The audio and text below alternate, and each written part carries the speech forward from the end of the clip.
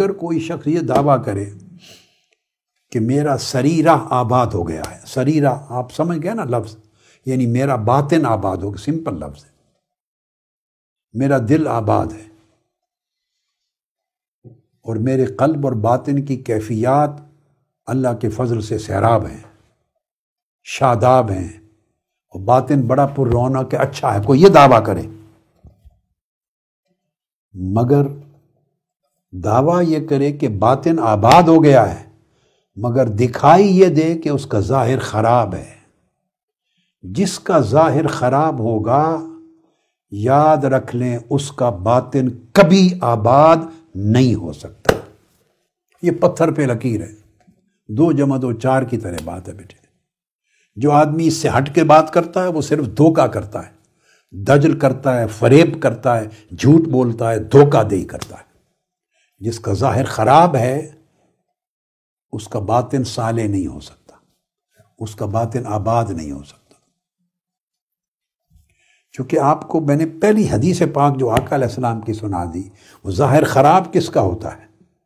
آقا علیہ السلام نے فرمایا اسی کا جس کا دل خراب پہلے ہوا۔ دل خراب ہوا تو اس نے ظاہر کو خراب کیا، برباد کیا۔ دل کے احوال بگڑے تو ظاہر کے اعمال بگڑ گئے۔ تو گویا ظاہر اگر اس کا خراب ہے تو یہ دعویٰ کیسے کر سکتا ہے کہ میرا باطن آباد ہے؟ نہیں، ظاہر کا خراب ہونا یہی تو علامت ہے باطن کے خراب ہونے کی، باطن کے تباہ ہونے کی۔ باطن برباد ہوا ہے تو اس کا ظاہر تباہ ہوا ہے، خراب ہوا ہے۔ یہ کنیکٹڈ چیز ہے۔ لوگوں نے یہ بھی ایک من گھڑت تصور بنا لیا ہے کہ یہ میرے اندر کا معاملہ ہے اللہ کے ساتھ۔ آپ کون ہوتے ہیں میرے ظاہر کی بنیاد پر میرے باطن پہ فیصلہ کرنے والے؟ نہیں، دین حق کا قاعدہ یہ ہے، یہ تو دین حق سے نکل جاؤ باہر اور دین کا حکم آپ پر جاری نہ ہو، قبول نہ کرو، پھر یہ کہہ سکتے ہیں۔ اگر ہم اور آپ دین حق میں ہیں، اسلام پر ہیں، تو اسلام کا، اللہ اس کے رسول کا قاعدہ یہ ہے کہ فیصلے ظاہر پر کیے جاتے ہیں۔ باطن تو دیکھتا ہی کوئی نہیں ہے اور نہ کوئی دیکھ سکتا ہے، باطن صرف اللہ دیکھتا ہے۔ خود حضور نبی اکرم صلی اللہ علیہ وآلہ وسلم نے ہمیشہ فرمایا کہ میں فیصلے تمہارے ظاہر پر کرتا ہوں، تمہاری ظاہری شہادت سے کرتا ہوں فیصلے۔ انسان باطن کو دیکھنے کا مکلف نہیں ہے، تو فیصلہ ظاہر سے ہوتا ہے، اس میں کوئی مغالطہ نہیں لگ سکتا۔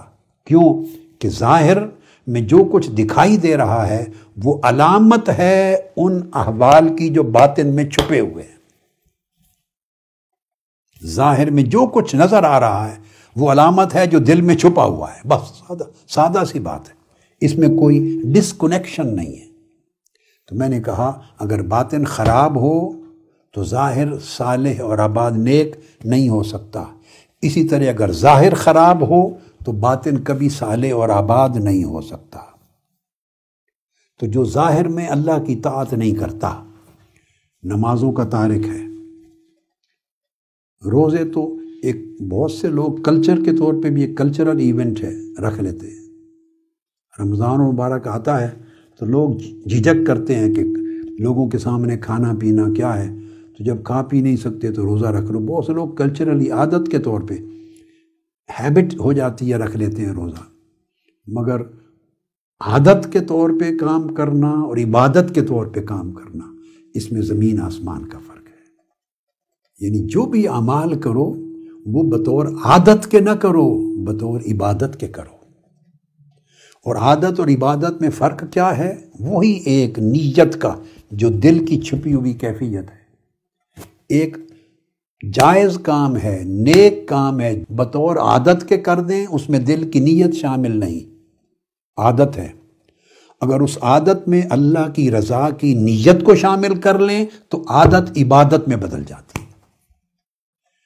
اگر نیت صالحہ شامل ہو جائے عادت میں، بشرطے کہ عادت جائز ہو، ناجائز امر کی نہ ہو۔ نیک نیت، میرے جملے پر غور کریں اور سمجھیں، نیک نیت، نیت صالحہ اگر عادت میں شامل ہو جائے تو وہ عادت عبادت بن جاتی ہے۔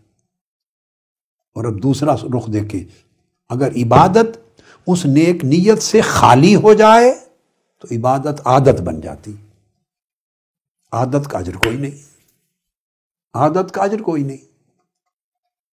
تو کہاں دیکھیے زمین سے آسمان پہ چلے جاتے ہیں آپ، ایک عادت ہے۔ لہٰذا جو شخص اللہ کی طاعت کو ترک کرے، نماز نہیں پڑھتا، روزہ نہیں رکھتا، عبادات نہیں کرتا، فرائض اور واجبات ادا نہیں کرتا، اوامر اور نواہی پہ عمل نہیں کرتا، حلال رزق نہیں کھاتا، حلال عمل پہ فوکس نہیں کرتا، حلال اور حرام کا فرق نہیں کرتا، اوامر اور نواہی کی پیروی نہیں کرتا، آقا علیہ السلام کی سنت کی مطابعت نہیں کرتا، نیکی کے کام نہیں کرتا اور برائیوں سے نہیں بچتا، جو شخص ظاہر میں ایسا کرتا ہے اور پھر دعویٰ کرتا ہے کہ میرا دل بڑا نیک ہے، دل بڑا صالح ہے، تو وہ جھوٹا مدعی ہے، وہ جھوٹا مدعی ہے۔